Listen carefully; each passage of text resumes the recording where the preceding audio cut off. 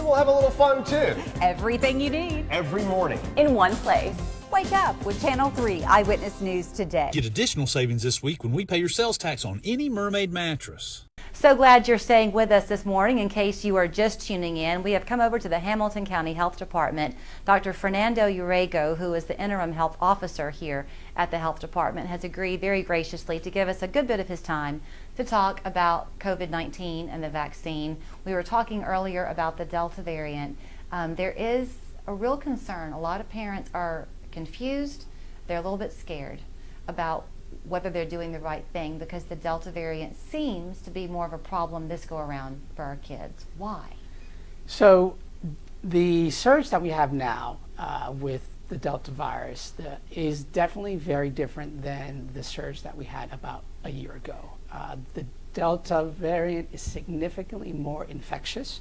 So if somebody has the infection with the Delta variant, they carry a significantly higher viral load in their nose, which is why it makes it so infectious, which is why you may recall a couple of months ago, vaccinated people didn't have to wear a mask inside or outside, and now that guidance has changed.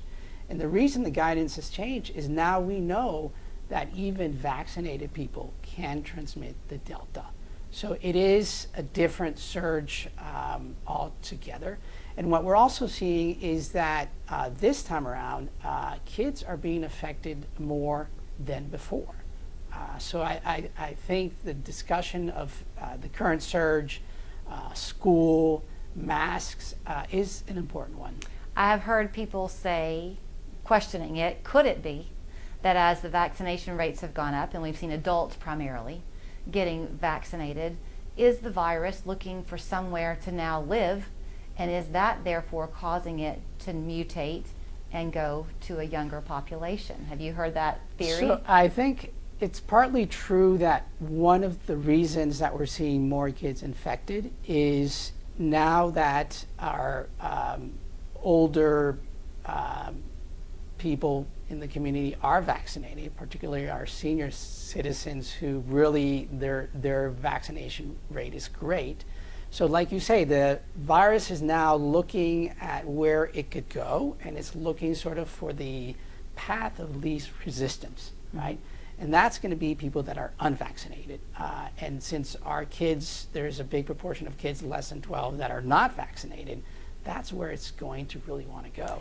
There's a difference in the virus going that direction and the virus mutating, however, right? The Delta variant. Yep. There could be future variants, probably will be, behind this one. So is it reasonable to think that if now we get the younger population vaccinated, will there be another strain that still tries to find its way in to another weakened population? So viruses mutate all the time. The SARS-CoV-2 started to mutate on day one, and it will continue to mutate for as long as it's around, right? So the only way to stop it from mutating is to protect as many people as possible and to break the chain of transmission. So this is really a matter of if we can protect as many people as possible, the virus is not going to have the opportunity to reproduce or to change its gene sequence and for us to have to worry about another variant. Okay, here I go again. I'm going to be ignorant with you. So you say the way to stop it is to stop the transmission. Yet, people who are vaccinated, right now the popular one is Mayor Kelly here in Chattanooga, who was very forthcoming to say, I got the vaccine, but now I've been infected. So if you can get the vaccine, and yet you still can not only carry it, but can become symptomatic, how do we stop it? I think it's a matter of the more people are protected, even though once you've been vaccinated, there is the risk of transmission. The risk is less than you haven't, in that if you haven't had your vaccine. And if more people are vaccinated, so if you add the risk of every individual now vaccinated over time, there's going to be few people out there that are going to be able to get infected, and less people out there are going to be able to transmit it to others. So that's really the concept of herd immunity, and that's what we're trying to get. At some point, the virus is not going to be able to move across people as easy as it is right now. But it's going to take the community, it's going to take everybody to really get vaccinated and protect themselves. The risk is always going to be there that you can get vaccinated and you can transmit to others. These vaccines are not perfect.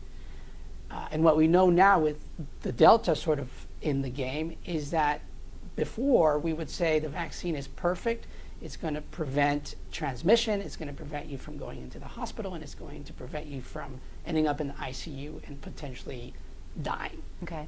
What we know now is that that transmission part is not as good as it was before. But the vaccines are still great in keeping you out of the hospital, keeping you out of the ICU, and keeping you from dying. Can we address what I'm sure you've heard a lot, the vaccine and fertility? Yes. So obviously there is a concern.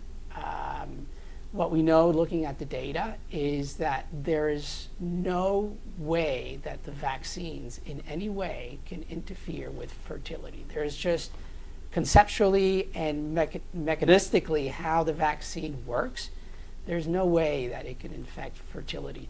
In fact, if we think about it, many of the participants in the initial studies got pregnant while getting the vaccine. And now that the vaccine has rolled out, there are many people getting pregnant after getting vaccinated. So I think that is one of the many myths out there that I think is important to really say with confidence, without any doubt, the vaccines do not affect fertility. I spoke to a doctor in town, a pediatrician, which, by the way, before stepping in as the interim health officer, that is your training, coincidentally, right here in Chattanooga, Yes, yes. pediatric pulmonologist. Yes. So you are the man to be equipped to be sitting in that chair I hope so. this morning. But I did speak with a pediatrician, and he was saying that parents are asking this question of him as well. And he told me something I had not ever heard, that in the history of medicine, there has never been a vaccine presented that did not reveal the side effects it was going to have after the 6-week mark. Is that correct? Right, that is very correct. So people who work with vaccines all the time, when there's a new vaccine, they know that there's a window, whether it's 6 weeks, whether it's 3 months, or whether it's having given the vaccine to 100,000 people. Mm-hmm. At some point, you know that if something bad is going to happen, if there's a bad outcome from having had the vaccine, it's going to show up in that window, right? And here's where we are right now with the COVID vaccine. We are almost a year in, and we know that really there aren't any concerning side effects. And we've vaccinated globally billions of people, billions with a B.